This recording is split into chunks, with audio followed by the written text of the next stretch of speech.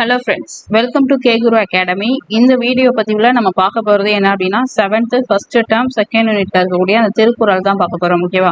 So இந்த திருக்குறளை பொறுத்த வரைக்கும் நம்ம தனித்தனியாக உங்களுக்கு சிலபஸில் என்ன கொடுத்துருக்காங்களோ அந்த 20 அதிகாரத்தையும் நம்ம தனித்தனியாக கொடுத்துட்ருக்கோம். ஓகேவா? ஸோ அதுக்கான அந்த வீடியோஸ்லாம் நீங்கள் பார்க்கல அப்படின்னா நான் அந்த பிளேலிஸ்ட்டோட லிங்கை டிஸ்கிரிப்ஷனில் தரேன். நீங்கள் கிளிக் பண்ணி அந்த ஒவ்வொரு அதிகாரத்தையும் படிச்சிருங்க. ஓகேவா? அது டோட்டலாக 20 அதிகாரங்கள் நம்மளுடைய சிலபஸில் இருக்குது. ஓகே, ஸோ அந்த 20 அதிகாரத்தையும் கட்டாயம் படிக்கணும். அது மட்டும் இல்லை, ஸ்கூல் புக்கில் இருக்கக்கூடிய திருக்குறளையும் படிக்கணும். ஓகேவா? ஸோ அந்த 20 அதிகாரத்துக்கான அந்த பிளேலிஸ்ட்டை நான் டிஸ்கிரிப்ஷனில் கொடுத்துருக்கேன். ஸோ அதை கிளிக் பண்ணி அந்த 20 அதிகாரத்தையும் தரவாக படிச்சிருங்க. ஓகேவா?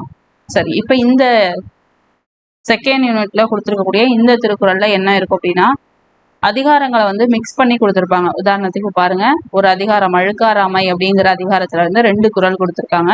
இதே மாதிரி புறங்கோராமையில இருந்து 2 குறள், அருளுடைமையில 2 குறள், வாய்மையில இருந்து 3 குறள், இறைமாட்சியில இருந்து 1 குறள். ஸோ இந்த மாதிரி அதிகாரத்தை மிக்ஸ் பண்ணி கொடுத்துருப்பாங்க. இது எதுல அப்படின்னா ஸ்கூல் புக்ல அந்த யூனிட் வைஸ் இருக்கக்கூடிய அந்த திருக்குறள்ல இப்படி இருக்கும். இது எந்த புக்ல அப்படின்னா நியூ புக்ல இந்த மாதிரி இருக்கும். ஓல்டு புக் அப்படின்னும் போது அது ஒரு அதிகாரத்தை எடுத்துட்டு அதுல ஃபுல்லா அந்த 10 திருக்குறளையும் கொடுத்துருப்பாங்க. ஓகேவா? ஸோ இந்த மாதிரி நியூ புக்கு ஓல்டு புக்ல இருக்கக்கூடிய திருக்குறள், அப்புறம் நமக்கு சிலபஸ்ல கொடுத்துருக்கக்கூடிய அந்த 20 அதிகாரம் இது கட்டாயம் படிக்கணும். ஓகேவா?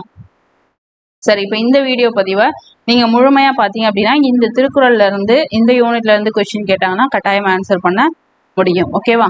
அண்ட் நம்ம டெலிகிராம் சேனல்ல நீங்க ஜாயின் பண்ணணும்னு நினைச்சீங்கன்னா அதுக்கான லிங்க்கும் டிஸ்கிரிப்ஷன்ல கொடுத்துருக்கேன். கிளிக் பண்ணி ஜாயின் பண்ணிக்கோங்க. ஓகே, சரி, இப்போ இந்த திருக்குறளுக்குள்ள போறதுக்கு முன்னாடி இந்த பாக்ஸ் பார்த்துக்கோங்க. இது ரொம்ப ரொம்ப முக்கியமானது. ஏன் அப்படின்னா திருவள்ளுவரையும் திருக்குறளையும் நிறைய பேர் புகழ்ந்து பாடியிருப்பாங்க, சொல்லியிருப்பாங்க. ஸோ அது எல்லாத்தையும் கட்டாயம் படிக்கணும். ஓகேவா? திருக்குறள்ல இருந்து எப்படிலாம் கொஸ்டின்ஸ் வரும்னு நான் சொல்லியிருக்கேன். திருக்குறள், திருவள்ளுவர் சார்ந்த பிற தகவல்கள் படிக்கணும். அப்புறம் திருக்குறளோட பொருள், அப்புறம் திருக்குறள்ல இருக்கக்கூடிய சில முக்கியமான சொற்களுக்கான பொருள், இது எல்லாம் படிக்கணும். அது மட்டும் இல்லாம இந்த திருக்குறளையும் அதுக்கான பொருளையும் நல்லா பொருள் புரிஞ்சு படிங்க. ஏன் அப்படின்னா கூற்று காரண வினாக்கள் அதுல இருந்து கேட்பாங்க. ஓகேவா?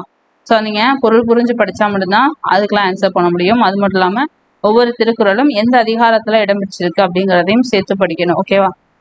ஸோ இந்த வீடியோவை முழுமையா பாருங்க. இந்த யூனிட்டை தரவா படிச்சிடலாம். சாரி, இந்த யூனிட்ல இருக்கக்கூடிய திருக்குறளை தரவா படிச்சிடலாம். ஓகேவா? சரி, ஃபர்ஸ்ட் பாருங்க. அணுவை துளைத்து 7 கடலை புகட்டி குறுக்க தரித்த குறள். ஸோ இது பார்க்கும்போது திருக்குறள் மாதிரியே இருக்கும். ஏன் அப்படின்னா பாருங்களேன், 1 2 3 4 5 6 7, மேல 4 சீர், கீழே 3 சீர். ஸோ டோட்டலா 7 சீர் இருக்கக்கூடியதை நம்ம என்னன்னு சொல்றோம்? திருக்குறள்னு சொல்றோம் இல்லையா? ஆனா இது பார்க்க திருக்குறள் ஃபார்மெட்ல இருக்கு. ஸோ இதை கொடுத்து இதனுடைய ஆசிரியர் பேரோ இல்லை நூல் பேரோ கேட்டா திருக்குறள் திருவள்ளுவர்னு போட்டக்கூடாது. ஏன் அப்படின்னா அணுவை துளைத்து 7 கடலை புகட்டி குறுக தரித்த குறள் அப்படின்னு சொல்லி திருக்குறளை பத்தி யார் பாடியிருப்பாங்க அப்படின்னா ஔவையார் சொல்லியிருப்பாங்க. ஓகேவா? நம்ம இந்த குறளை வரிகளை கொடுத்து இதனுடைய ஆசிரியர் கேட்டாங்க அப்படின்னா ஔவையார் அப்படிங்கிறத கண்டுபிடிக்க தெரியணும். ஓகேவா? ஆப்ஷன்ல திருக்குறள் திருவள்ளுவர் எல்லாம் கொடுத்துருப்பாங்க. ஸோ கன்ஃபியூஸ் ஆக கூடாது. ஓகே, சரி. மனித சமுதாயத்தை ஆழ்ந்து நோக்கி அது எவ்வாறு வாழ வேண்டும் என்று நன்கு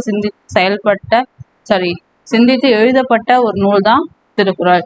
திருக்குறள் நம்ம எப்படி வாழணும், ஒரு வாழ்க்கைக்கு தேவையான விஷயங்கள், ஒரு மன்னனுக்கு தேவையான விஷயங்கள் அப்படின்னு சொல்லி எல்லாத்தையுமே சொல்லியிருப்பாங்க. திருக்குறள்ல இந்த மூவேந்தர்களை பத்தின அந்த கருத்துக்கள் இருக்காது. ஆனா மேக்சிமம் பாத்தீங்க அப்படின்னா காமனா மன்னர்கள்னு கொடுத்துருப்பாங்க. ஆனா அந்த மூவேந்தர்களை பத்தி ஸ்பெசிபிக்கா கொடுத்துருக்க மாட்டாங்க. ஆனா வாழ்க்கைக்கு தேவையான அத்தனை கருத்துக்களும் நம்மளுடைய இந்த திருக்குறள்ல இருக்கு. ஓகே, இது போன்ற ஒரு நூல் உலகில் எந்த மொழியிலும் இதுவரைக்கும் தோன்றியதில்லை அப்படின்னு சொல்லி சொல்றாங்க. அத்தகைய பெருமை மிகுந்த ஒரு நூல் தான் நம்மளுடைய திருக்குறள். ஓகே, ஃபர்ஸ்ட் பார்க்கலாம். அழுக்காராமை அப்படிங்கிற இந்த அதிகாரத்துல இருக்கக்கூடிய இந்த குறளை பாருங்க. 2 குறள் கொடுத்துருக்காங்க. ஒவ்வொரு திருக்குறளும் எந்த அதிகாரத்துல இருக்கு அப்படிங்கிறதையும் படிக்கணும். ஓகேவா? ஸோ அப்போ அதோட பொருள் நல்லா புரிஞ்சு படிச்சாதான் கட்டாயம் அந்த அதிகாரம் ஞாபகத்துல இருக்கும். ஓகே, ஸோ இதுக்கான குறள் பாருங்க. ஒழுக்கார கொள்க ஒருவன் தன் நெஞ்சத்து அழுக்காறு இல்லாத இயல்பு. ஸோ ஒருவன் தன்னோட நெஞ்சில பொறாமை இல்லாத ஒரு குணத்தை ஒழுக்க நெறியா கொண்டு வாழ வேண்டும் அப்படின்னு சொல்லியிருக்காங்க. அதாவது ஒருவன் தன்னுடைய மனதுல பொறாமையற்ற ஒரு குணத்தை வச்சுட்டு அதை ஒழுக்க நெறியா கொண்டு வாழ்க்கையில வாழணும் அப்படின்னு சொல்லியிருக்காங்க. ஓகேவா? ஒழுக்கார கொள்க ஒருவன் தன் நெஞ்சத்து அழுக்காறு இல்லாத இயல்பு. ஓகேவா. அழுக்காறு அப்படின்னா பொறாமை அப்படின்னு அர்த்தம். ஓகே, அடுத்த குறள் பாருங்க. அவ்விய நெஞ்சத்தான் ஆக்கமும் செவ்வியான் கேடும் நினைக்கப்படும். கேடும் நினைக்கப்படும். ஓகேவா, திரும்ப சொல்ல பாருங்க. அவ்விய நெஞ்சத்தான் ஆக்கமும் செவ்வியான் கேடும் நினைக்கப்படும். பொறாமை கொண்டவருடைய அந்த செல்வமும் பொறாமை இல்லாதவனுடைய வறுமையும் சான்றோரால ஆராயப்படும் அப்படின்னு சொல்றாங்க. அப்படின்னா என்னன்னா, பொறாமை கொண்டு ஒரு நபர் இருக்கார். ஓகேவா, ஸோ இவர் ஒரு நபர்னு வச்சுக்கோங்க. இவர் வந்து பொறாமை அதிகமா வச்சிருக்கார். இன்னொரு நபர் இருக்காரு, இவர்கிட்ட பொறாமை அப்படிங்கிறது இல்லை. ஓகேவா, ஸோ இப்போ இந்த பொறாமை கொண்டவர்கிட்ட நிறைய பொறாமையும் இருக்கு, செல்வமும் இருக்கு. ஓகேவா, பொறாமையும் இருக்கு, செல்வமும் இருக்கு. ஆனா இந்த பொறாமை இல்லாத நபர்கிட்ட இவர்கிட்ட செல்வம் இல்லாம வறுமை தான் இருக்கு. ஓகேவா, ஸோ இது வந்து இப்போ ஒரு சான்றோர் இருக்கார் அப்படின்னும் பொழுது இவர் இந்த பொறாமை உடையவன்ட்ட இருக்கக்கூடிய இந்த செல்வத்தையும் பொறாமை இல்லாதவன்ட்ட இருக்கக்கூடிய இந்த வறுமையையும் யாரு ஆராய்வா? சான்றோர்கள், படித்தவர்கள் வந்து ஆராய்வாங்க அப்படின்னு சொல்லியிருக்காங்க. ஓகே, அவ்விய நெஞ்சத்தான் ஆக்கமும் செவ்வியான் கேடும் நினைக்கப்படும். ஓகேவா, அழுக்காறுமை அப்படிங்கிற இந்த அதிகாரத்துல உள்ள 2 குறளையும் பார்த்தாச்சு. ஒண்ணு ஒழுக்கார கொள்க ஒருவன் தன் நெஞ்சத்து அழுக்காறு இல்லாத இயல்பு அவ்விய நெஞ்சத்தான் ஆக்கமும் செவ்வியான் கேடும் நினைக்கப்படும். ஓகே, அடுத்தது புறம் கூறாமை. புறம் கூறுதல்னா என்ன? காசிப் சொல்லுவாங்க இல்லையா, ஸோ அதுதான் சொல்றாங்க. புறம் கூறாமை, ஒருத்தரை முன்னாடி விட்டுட்டு அவங்கள பத்தி பின்னாடி பேசுறது அப்படிங்கிறது கூட சொல்லலாம். ஸோ இந்த மாதிரி புறம் கூறுதல் ஆகாது அப்படின்னு சொல்லி வள்ளுவர் 10 திருக்குறள் சொல்லியிருக்காரு. அதுல 2 தான் நம்ம பார்க்க போறோம். ஃபர்ஸ்ட் இது பாருங்க. கண்ணின்று கண்ணற சொல்லினம் சொல்லற்க முன்னின்று பின்னோக்கா சொல். ஒருவருக்கு நேர் நின்று கடுமையான சொற்களை சொன்னாலும் சொல்லலாம், ஆனால் அவர் இல்லாத போது புறம் கூறுதல் கூடாது. ஸோ இப்ப ஒருவர் நேரடியா இருக்காங்க அப்படின்னும் போது மூஞ்சுக்கு நேரம் அவங்கள என்ன வேணாலும் சொல்லலாம். ஓகேவா, தவறே கிடையாது. ஆனா ஆனா என்னது, அவங்க இல்லாதப்ப அவங்கள பத்தி பேசுறது அப்படிங்கிறது, அவங்கள பத்தி பேசவே கூடாது. அந்த புறங்கூறுதல்ன்றது சுத்தமா கூடாது. ஓகேவா, அடுத்த குறள். ஏதிலார் குற்றம் போல் தன் குற்றம் காண்கிற்பின் தீதுண்டோ மண்ணும் உயிர்க்கு. அதாவது பிறருடைய குற்றத்தை காண்பது போல தன்னுடைய குற்றத்தையும் காண்பவருடைய வாழ்க்கையில துன்பம் அப்படிங்கிறது இல்லை அப்படின்னு சொல்லியிருக்காங்க. அதாவது இப்ப நான் இருக்கேன் அப்படின்னும் போது நான் வந்து மற்றவர்கள் செய்யக்கூடிய, அதாவது எனக்கு பக்கத்துல இருக்கிறவங்க செய்யக்கூடிய அந்த குற்றத்தை பாக்குறது மாதிரி, நீ இது தப்பு பண்ணியிருக்க, நீ அதை தப்பு பண்ணியிருக்கேன்னு அதை ஐடென்டிஃபை பண்ணி சொல்றதுக்கு முன்னாடி என்கிட்ட என்ன தவறு இருக்கு, தன்னுடைய குற்றம் என்னுடைய குற்றத்தை நான் கண்டேன் அப்படின்னா என்னுடைய வாழ்க்கையில எனது துன்பம் கிடையாது அப்படிங்கிறத இந்த குறள்ல சொல்லியிருக்காங்க. அப்ப மற்றவர்களுடைய குற்றத்தை காண்பது மாதிரி என்னுடைய குற்றத்தையும் நான் கண்டேன் அப்படின்னா என்னுடைய வாழ்க்கையில எனது துன்பம் கிடையாது. ஏதிலார் குற்றம் போல் தன் குற்றம் காண்கிற்பின் தீதுண்டோ மண்ணும் உயிர்க்கு. அடுத்த குறள் பாருங்க. அருளுடைமையில இருந்து கொடுத்துருக்காங்க. அருளுடைமை ரொம்ப முக்கியமான ஒரு அதிகாரம் தான். ஸோ அருட்செல்வம் செல்வத்தில் செல்வம் பொருட்செல்வம் பூரியார் கண்ணும் உல.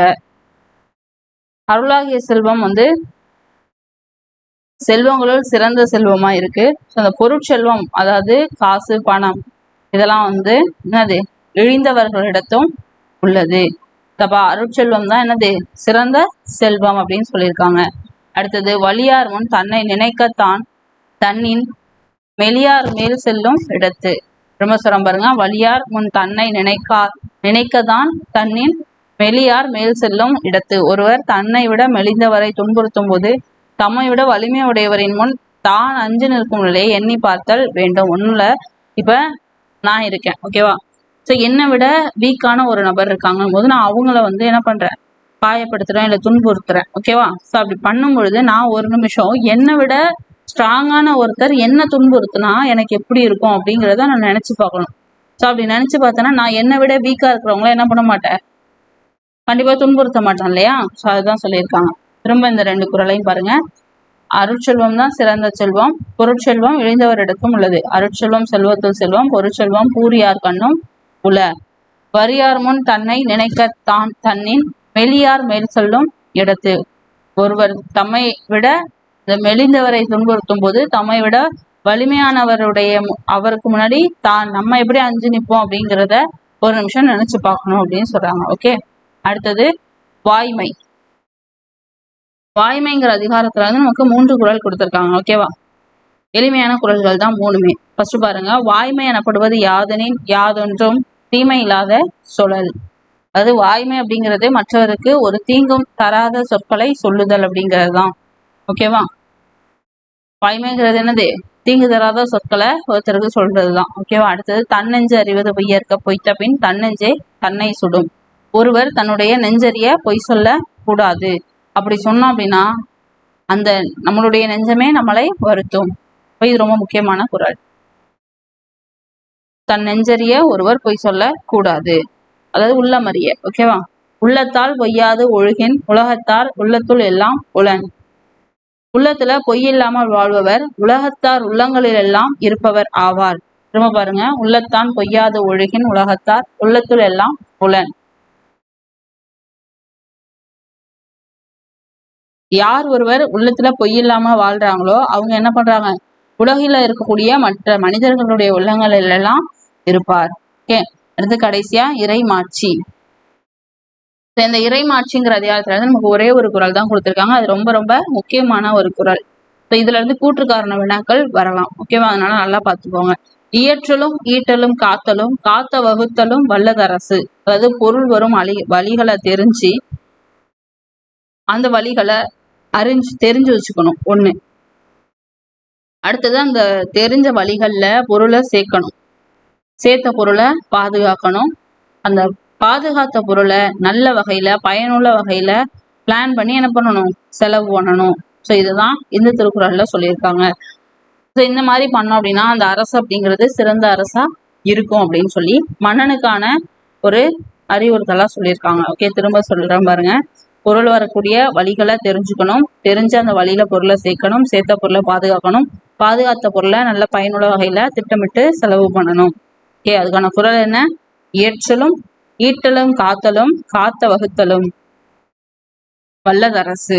ஓகே, இப்ப 10 குறளையும் ஒரு தடவை ரிவிஷன் மாதிரி பார்த்துடலாமா? ஓகே, ஃபர்ஸ்ட் அழுக்காராமை. இதுக்கு முன்னாடி இந்த அணுவை துளைத்து எல் கடலை புகட்டி குறுக்க தைத்த குறள்ன்றது ஔவையாருடையது. அழுக்காராமையில 2 குறள்.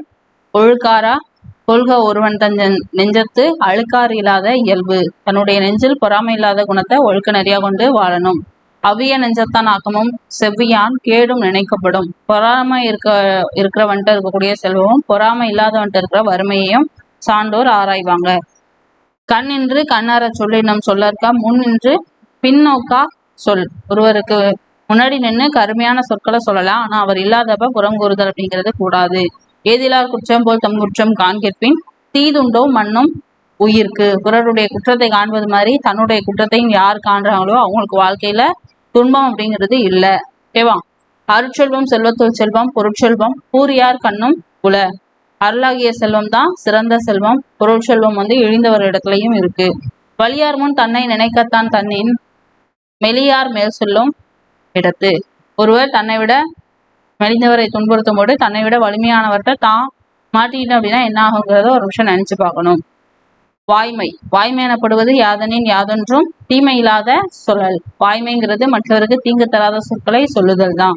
தன்னெஞ்சறிவது பொய்யற்க பொய்த்த பின் தன்னெஞ்சே தன்னை சுடும். ஒருவன் தன் நெஞ்சறிய பொய் சொல்லக்கூடாது. அவ்வாறு பொய் சொன்னோம் அப்படின்னா அந்த நெஞ்சமே அவரை வருத்தும், துன்புறுத்தும். உள்ளத்தால் பொய்யாது ஒழுகின் உலகத்தார் உள்ளத்துள் எல்லாம் உளன். அதாவது உள்ளத்துல பொய் இல்லாம வாழக்கூடியவர் உலகத்துல இருக்கக்கூடிய எல்லாருடைய உள்ளங்கள்லையும் இருப்பவர் ஆவார். ஓகேவா? அடுத்து கடைசி குறள் என்ன? இயற்றலும் ஈட்டலும் காத்தலும் காத்த வகுத்தலும் வல்லதரசு. பொருள் வரக்கூடிய வழிகளை தெரிஞ்சுக்கணும். அந்த வழிகளை தெரிஞ்சு அதன்படி பொருளை சேர்க்கணும். சேர்த்த பொருளை பாதுகாக்கணும். பாதுகாத்த பொருளை திட்டமிட்டு பயனுள்ள வகையில செலவு பண்ணணும். ஓகேவா? ஸோ இது மாதிரி இருந்தா அது சிறந்த அரசா இருக்கும். ஓகே ஃப்ரெண்ட்ஸ், இப்போ நம்ம திருக்குறள்ல கொடுத்திருந்த அந்த 10 குறளையும் வெவ்வேறு அதிகாரத்துல இருந்து கொடுத்திருந்த இந்த 10 குறளையும் தெளிவா பார்த்திருக்கோம். ஸோ இந்த வீடியோ பதிவு உங்களுக்கு பயனுள்ளதா இருந்திருக்கும் நம்புறேன். ஸோ இதே மாதிரி அடுத்த வேறொரு தகவல்ல உங்களை சந்திக்கும் முறை உங்களிடமிருந்து விடைபெறுவது Kamali from K Guru academy. Thank you.